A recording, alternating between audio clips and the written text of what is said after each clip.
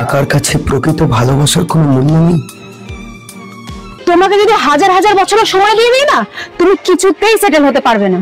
আসলে না, তোমার সেই নুরতটুকুও নেই। আমার সাথে যার বিয়ে হচ্ছে সে সরকারি চাকরি করে, মাসে 1 লাখ টাকা ইনকাম করে, আর তাই আমি বারণ করতে পারিনি। তার মানে তুমি নিজের ইচ্ছেতে বিয়েটা করছো?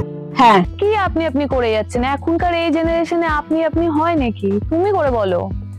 সেটা না হয় বললাম। আর টাকা না থাকলে ভালোবাসা, প্রেম, আবেগ এগুলোর কোনো মূল্য নেই, বুঝলে? চলি। কিছু মেয়ে কাল নাগিনীও হয়, একটা ছেলের জীবনকে ধ্বংস করে দিতে পারে। রোহন, একটা কথা বলতো ভাই। হ্যাঁ বল।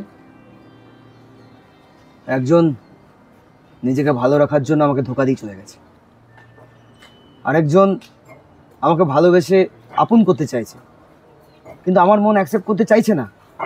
এখন আমার কি করা উচিত?